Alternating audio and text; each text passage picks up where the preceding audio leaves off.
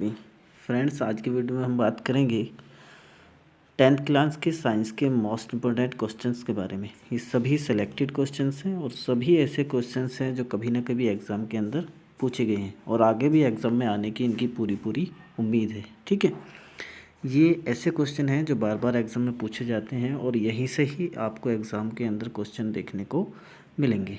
ठीक है, निश्चित तौर पर ये पूरी किताब का निचोड़ मैं आपको दूंगा वीडियो में 1 बाय 1। आज पहली वीडियो में स्टार्ट कर रहा हूँ और उसके बाद सारी किताब का मैं पूरी तरीके से आपको निचोड़ दे दूंगा। और इस बार चूँकि यूपी बोर्ड में 20 नंबर के ऑब्जेक्टिव टाइप क्वेश्चन आते हैं तो यहीं से ही मैं आपको 20 के 20 नंबर क्लियर करा दूँगा। ठीक है, चलिए फिर शुरू करते हैं। और पहला क्वेश्चन है,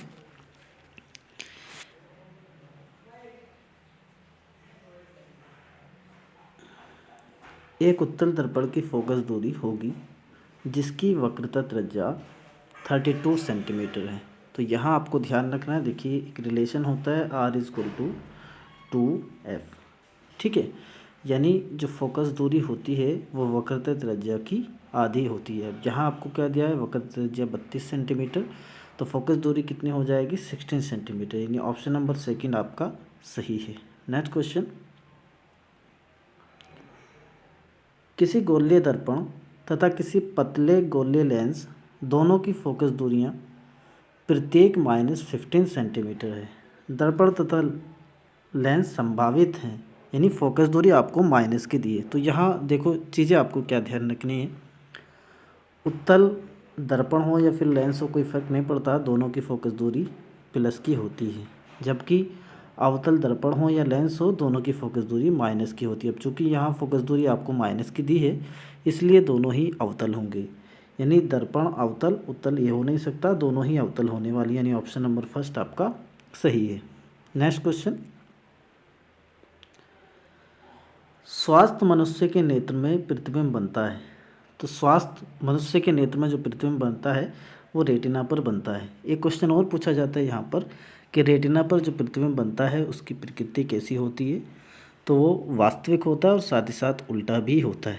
वास्तविक प्रतिबिंब जब भी बनता है वो हमेशा उल्टा ही बनता है और आभासी प्रतिबिंब जब भी बनता है वो हमेशा सीधा बनता है। तो रेटिना पर बनने वाला प्रतिबिंब वास्तविक, उल्टा तथा छोटा होता है। तीनों ही बातें आपको ध्यान रखनी है क्योंकि क्या पता एग्ज़ाम में आपको क्या देखने के लिए मिल जाए। ठीक है, चलिए नेक्स्ट क्वेश्चन,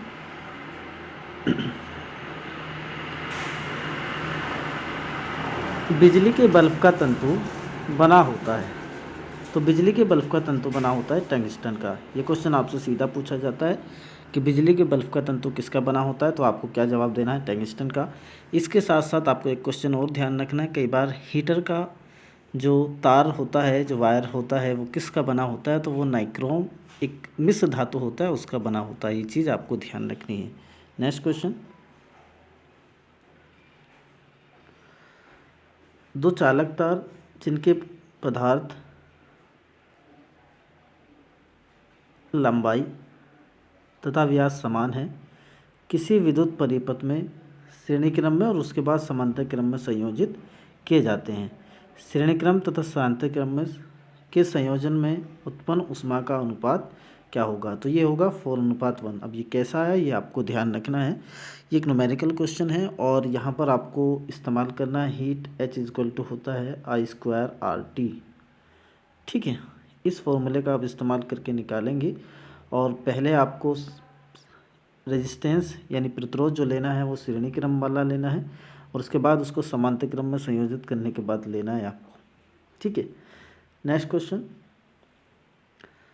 विद्युत धारा उत्पन्न करने वाली जो युक्ति है वो क्या है। विद्युत धारा उत्पन्न करने वाली युक्ति जनरेटर होता है। अब यहाँ जो ऑप्शन है गैल्वेनोमीटर, ये गैल्वेनोमीटर स्मॉल करंट को डिटेक्ट करता है। यानी अगर किसी परिपथ के अंदर बहुत छोटा यानी बहुत कम विद्युत धारा है तो उसको मेजरमेंट करने के लिए गैल्वेनोमीटर का इस्तेमाल किया जाता है। जबकि एमीटर का इस्तेमाल भी हम विद्युत धारा नापने के लिए करते हैं कि लेकिन ये बड़ा करंट भी मेज़र कर सकता है। मीटर लेंथ वगैरह की यूनिट होती है। तो यहाँ पर ऑप्शन नंबर फर्स्ट आपका सही है। जनरेटर एक ऐसा यंत्र होता है, एक ऐसी युक्ति होती है जिसका इस्तेमाल करंट यानी विद्युत धारा को पैदा करने के लिए किया जाता है। ठीक है, कई बार एक क्वेश्चन और पूछा जाता है कि जनरेटर क्या काम करता है। तो जनरेटर यांत्रिक ऊर्जा को विद्युत ऊर्जा में बदलने का काम करता है। ये भी आपको ध्यान रखना है। नेक्स्ट क्वेश्चन, डायनोमो परिवर्तित करता है। देखो ये डायनोमो जो है ये एक जनित्री है। अभी बताया मैंने आपको डायनोमो क्या काम करता है, यांत्रिक ऊर्जा को रासायनिक ऊर्जा में बदलने का काम करता है। नेक्स्ट क्वेश्चन, किसी बिंब का वास्तविक तथा समान आकार का प्रतिबिंब प्राप्त करने के लिए बिंब को उत्तल लेंस के समक्ष कहाँ रखेंगे।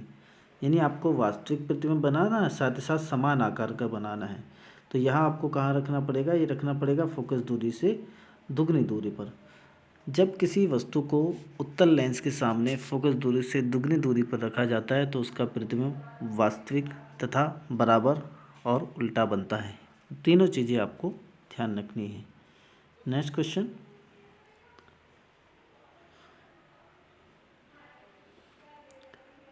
अनंत एवं उत्तर दर्पण के ध्रुव के बीच रखी वस्तु का प्रतिबिंब कहाँ और किस प्रकृति का होगा।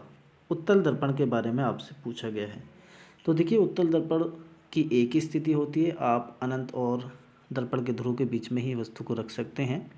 इसके अलावा मुख्य अक्ष पर कहीं रखिए, कोई फ़र्क नहीं पड़ता।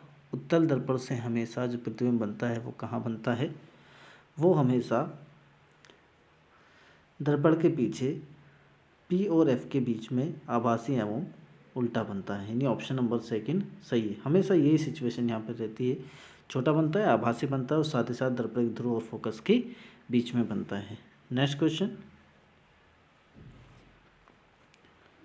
निकट दृष्टि दोष निवारण के लिए चश्मे में प्रयुक्त होता है। निकट दृष्टि दोष, तो निकट दृष्टि दोष में अवतल लेंस का प्रयोग किया जाता है, जबकि दूर दृष्टि दोष में उत्तल लेंस का प्रयोग किया जाता है। दोनों बातें आपको ध्यान रखनी है। निकट दृष्टि दोष में अवतल, जबकि दूर दृष्टि दोष में उत्तल लेंस का प्रयोग किया जाता है।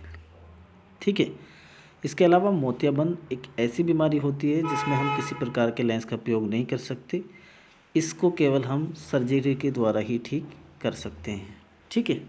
नेक्स्ट क्वेश्चन, किसी विद्युत परिपथ में बहने वाले विद्युत धारा का मात्रक है। तो किसी विद्युत परिपथ में बहने वाले विद्युत धारा का मात्रक एम्पियर होता है। इसके अलावा विभवांतर का मात्रक वोल्ट, शक्ति का मात्रक वाट, जबकि ऊर्जा का मात्रक वाट इंटू सेकेंड होता है। ठीक है। नेक्स्ट क्वेश्चन,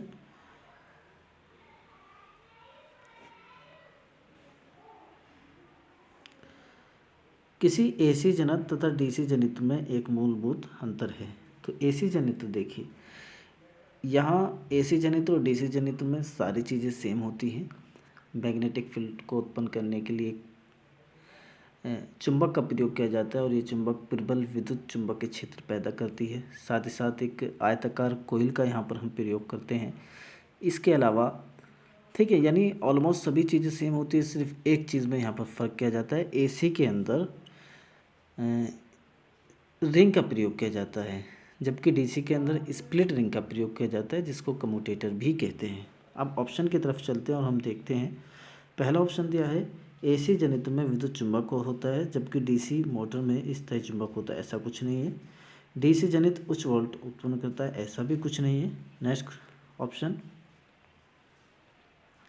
यानी यहाँ ऑप्शन थोड़े से मिस हो गए, आपको ध्यान रखना है। एसी जनित्र के अंदर रिंग यानी वैले का प्रयोग किया जाता है, जबकि डीसी के अंदर कम्यूटेटर का प्रयोग करते हैं। चलिए आज की वीडियो में बस इतना ही।